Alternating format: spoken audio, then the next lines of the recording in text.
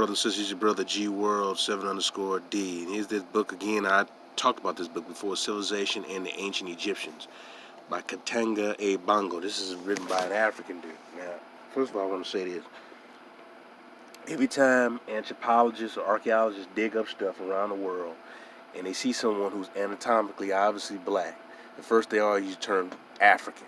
So right there they tell you that they're a foreigner. even if they discovered this individual, it's the oldest fossil they done found in this region. They're always gonna label it as African because they're black. You gotta know how to disseminate information, how to really to take information, to know how to evaluate it. Because this is what these clowns will do. They instantly, when you found that Luzila in Brazil, they call it African. So what it's trying to say that, oh, the person originally was black, but they're a foreigner in their own damn land, so they could not be, quote, indigenous to that damn land. They always use a form of trick phraseology to define or to write us off of our history and just make us come out of, quote, Africa. And unfortunately, many of these goofy Pan-Africans cannot disseminate this information and know how to take this information well. All right, I'm going to turn to page, 199. And I believe it's this one right here. Yeah. It's the decline of the Moche Empire. All right, let me get it focused. The Moche Empire of ancient South America was the most successful and longest lasting empire in all of South America. History. Alright, let me get it back. This great empire played the biggest role in shaping the cultures of Western Africa, Central Africa, and Southern Africa in the post-Egypt era.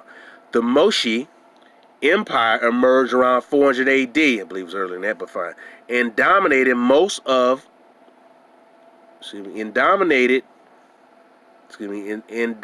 most of South America for about 1,000 years. At the height of its glory, the Moche Empire occupied all modern Peru and Bolivia and parts of Colombia, Chile, and Argentina. Starting in the 11th century, climate changing in the Andes hurt Moche agriculture and triggered a gradual decline of the empire. Frequent droughts brought about by climate changes led to widespread food shortages. There were outbreaks of famine in some of the rural Moche areas. The famines forced a lot of the Moche tribesmen to cross the oceans to other lands, particularly Western Africa. Fleeing to the African continent in times of famine was a 6,000-year-old tradition at the time. The land in Western Africa at the time was largely unoccupied. Remember I said it dried up before? The soil was very fertile and rainfall was consistent. By the beginning of the 12th century, entire villages and sometimes entire tribes in the Andes made the trek by rafts and boats to Western Africa and Southern Africa. There were very few native Africans living in Western and Southern Africa at the time. These native Africans came from the collapsed kingdom of Nubia. The native Africans themselves were new to the area. The culture and languages of these native Africans were very similar to those of the South American Indians. The native Africans were delighted by the arrival of the red people, the black people. The black people had an ochre painted on their skin, but some of my people had a certain brown, they had a reddish tint to them. From the Great Water. I repeat, the native Africans were delighted by the arrival of the red people from the Great Water.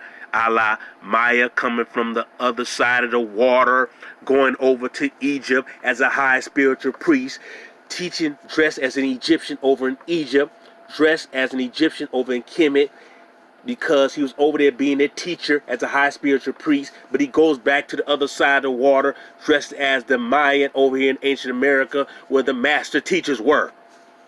All right, I'm going to go back from the Great Water. They joined the South Americans in their settlements.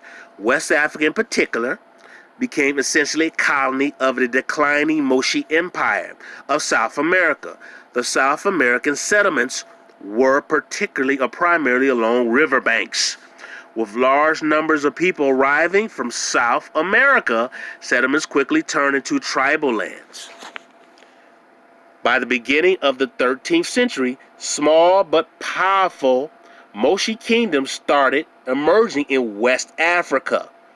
These Moche settlers still consider themselves part of the Moche Empire in South America. Trade between the Moche in West Africa and the Moche in South America was brisk. The South American Moches brought cotton, textiles, bangles, arrows, goats, and guinea hens to West Africa in exchange for grain. The Moche priests in West Africa made annual trips to Tiwanaku for religious services. I'm going to stop right there, man. Then it goes back to what I just said, how the Mayan priests came from the other side of the water and did spiritual practices and spiritual rituals coming over to Africa. Because there's a tomb over there talking about Maya coming over to Egypt. See, this is when some of you goofball Pan-Africans don't get. The black civilizations in the Americas are or were much older. And they were the teachers who came over and instilled knowledge over the so-called Africa. So I always focus on boats a lot, because brothers and sisters built boats. They were sailing around the damn planet. They weren't situated or isolated in one location. They constantly traded with one another and they warred with one another.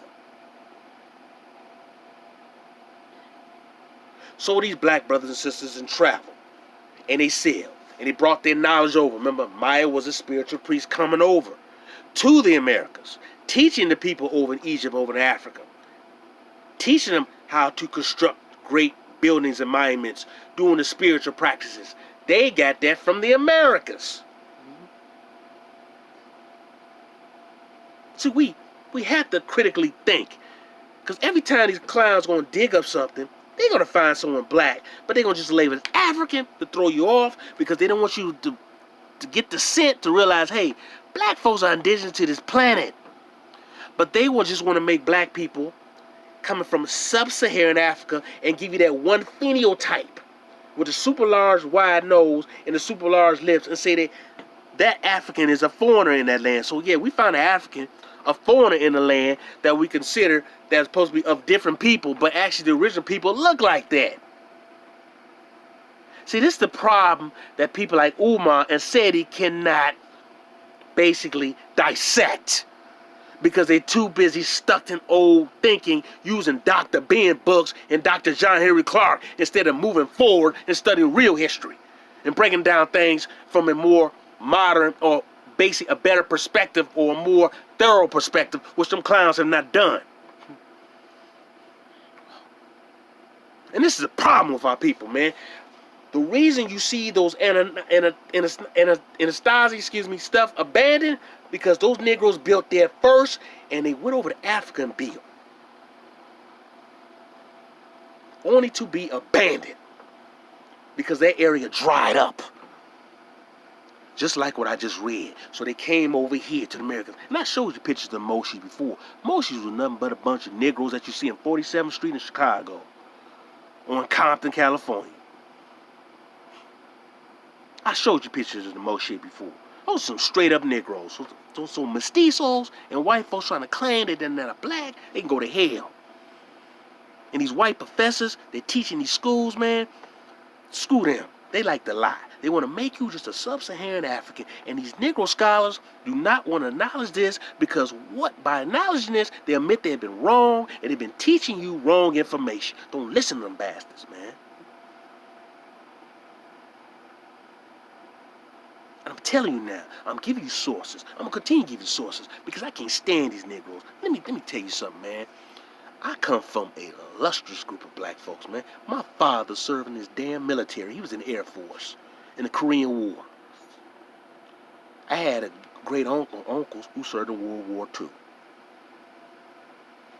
My father was in the damn Air Force. He was the first black at this particular school, I'm not going to name it, who was a captain. And this is going back, man, in the 50s. Quarterback at a predominantly white school at the time. So don't tell me about how dealing with these white folks, that I know about dealing with these white folks and dealing with these coon boule blacks, because I've been around them all my life. And these stupid blacks, or these arrogant blacks like Umar Johnson, who don't know what the hell he's talking about.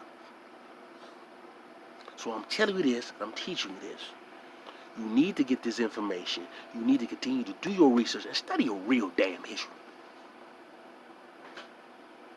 Study your real history and you'll get everything. It all comes to you. It will all come to you. And remotely it'll come to you. And you feed in that information. So take back all your damn history. Do not listen to these Negro scholars, man. Do not listen to James Small, man. I'm tired of him. Because he want to Africanize everything. And I don't hate brothers and sisters in Africa. There's many of them cool, but there's too many as coons, man. We need to take pride of our history, what our ancient ancestors did here in America. Our aboriginal black ancestors did here in America. We built here. Now I said that Mali and Anastasia are the same people because you look at those cliff dwellings. Excuse me. I'm trying to speak real fast. Them cliff dwellings, man, they're exactly the same. Because those are the same damn people. Remember, I told you, there's a Timbuktu over in Africa, and there's an older Timbuktu here in America, over in California. There's a Timbuktu in California, which those Negroes came from the Pacific to build. Oh, hell yeah. I've been studying this sucker for years, man. And I can't stand these Negro historians, because I've been around them all my life, because I know how to get down, because I know they're a piece of trash. Go and study your real history. Take back all your stuff. And some of the stuff you're not going to like, because many of these Negroes sold us out here and in other lands. They sold our black people, man. But you have to study your full history. You have to know your true history, man. Do not listen to these Pan-Africans, man. Because they're very narrow-minded, limited in their knowledge, limited in their diction. They're very ignorant, man. Do not listen to these Negroes.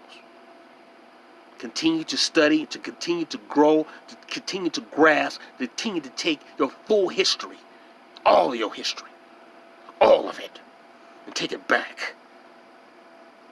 Peace and love, brothers and sisters.